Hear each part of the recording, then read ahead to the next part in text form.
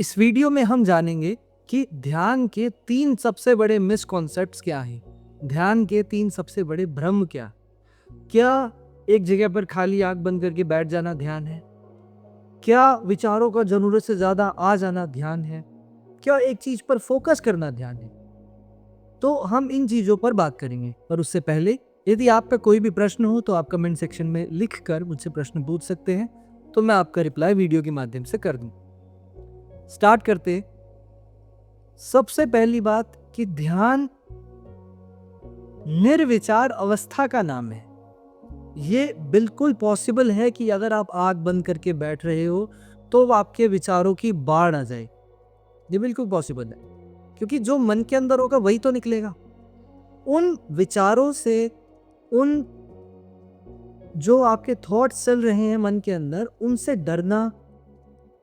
कभी कभी ऐसा हो सकता है बहुत ज्यादा हंसना आ जाए बाहर, कभी कभी ऐसा हो सकता है कि रोना निकल जाए बाहर बहुत ज्यादा, कभी कभी ऐसा हो सकता है कि क्रोध निकल जाए बहुत ज्यादा।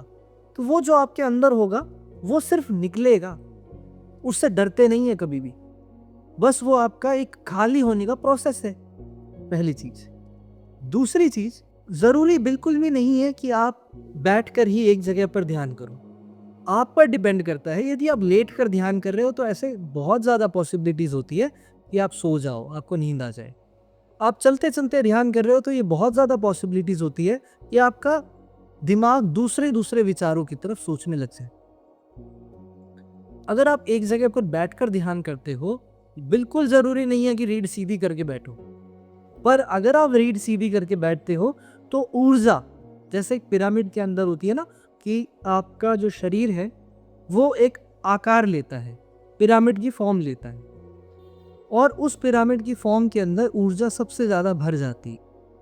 फिर उस ऊर्जा से आप कुछ भी काम करवा सकते हो। अक्सर पहले शरीर हील करता है, शरीर नींद लेता है पहले पूरी, उसके बाद शरीर हील करता है खुद को, उसके बाद में अलग अलग शरीर के अंग मजबूत होते चले जाते हैं, बीमारियां खत्म होती चली जाती हैं।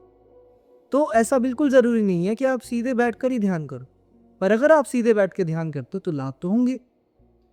फिर ऐसा बिल्कुल भी जरूरी नहीं है कि आप एक चीज पर फोकस करके ध्यान करो।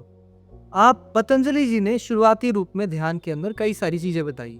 आप किसी मंत्र का उच्चारण करते हुए ध्यान कर सकते हो, आप श्वास का प्रयोग कर सकते हो, गौतम बुद्ध ने बताया। आप एक पॉइंट पर फोकस कर सकते हो, आप किसी मूर्ति को ध्यान में रखते हुए ध्यान कर सकते हो।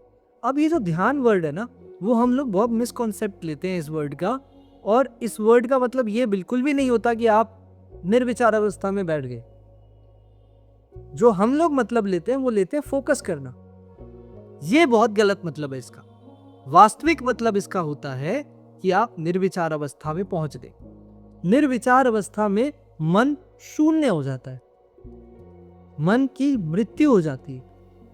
और तो और, जब आप निर्विचार अवस्था में जाते हो तो अस्तित्व जो आपके सराउंडिंग में है, जिसकी वजह से आप हो, जो कारण है हर चीज का, वो परमात्मा आपको साक्षात रूप से दिखता है, वो आपको शिवमय कर देता है।